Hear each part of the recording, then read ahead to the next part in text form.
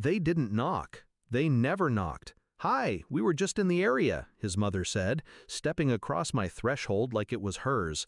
His father trailed behind with a grocery bag. His sister carried a basket of laundry. Every weekend, every Saturday, they colonized my home. My living room became their lounge, my kitchen their mess hall, my bedroom sometimes their resting spot, when a quick nap turned into hours. And my husband? He shrugged. "It's temporary. They just like being close." Close? They were suffocating me. I smiled. Fine, because fine is not acceptance. Fine is the start of a plan. It hadn't always been this way. When I first married him, I thought his family's warmth was a blessing. His mother brought casseroles. His father fixed our leaky faucet. His sister baked cookies and laughed at my jokes. But love blurred into intrusion. One morning, I found his mother in my pantry, rearranging spices.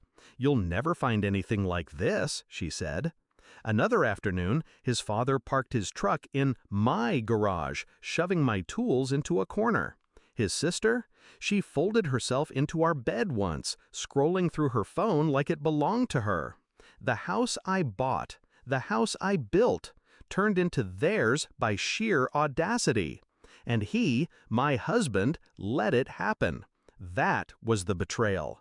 Not just their invasion, his silence, his complicity. So I stayed quiet too. I let them think they'd won.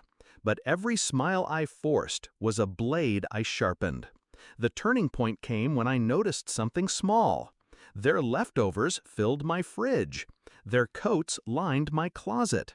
Their spare toiletries sat in my bathroom cabinet. Piece by piece, they were embedding themselves, like parasites. That's when my patience ended. I logged into the deed of the house. My name, my mortgage, my control. The single truth hit me. They had no claim here. But I could make them believe they'd lost everything they thought they owned. I started slow. "Stay as long as you need," I told them one weekend.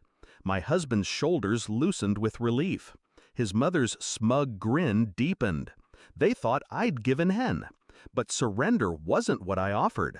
I offered rope. Enough for them to hang themselves. Step 1. The moving truck. I called the company on a Wednesday, booked it for Saturday morning. Special instructions. Collect everything that wasn't mine. I had lists, photos, evidence. Step 2. The timing. I didn't tell my husband. He'd try to stop me. He still believed in compromise. I didn't. Step 3. The reveal. Saturday came. The rumble of the truck outside was thunder in my chest. The doorbell rang. The crew entered, efficient and unsmiling. His mother froze mid-step, groceries in hand. "What is this?" "Moving company," I said, calm, simple. "I thought you'd want your things back." Her face drained. "This must be some kind of mistake." No mistake. I gestured to the labeled boxes. Kitchen items, garage tools, clothing, toiletries, all yours. The movers began carrying boxes.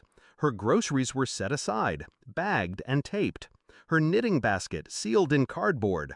Her husband's spare jackets carried out. His sister shrieked, "You can't just—" I looked at her once, and she fell silent, because she realized this wasn't chaos. This was order. Cold, deliberate order. My husband rushed to me, panic in his eyes. "What are you doing?" "What you wouldn't," I said softly, "protecting our home." He swallowed hard. He looked at his family, then at me. He didn't move to stop the boxes. He didn't touch a thing. Because deep down, he knew I was right. And they knew too. The truck filled.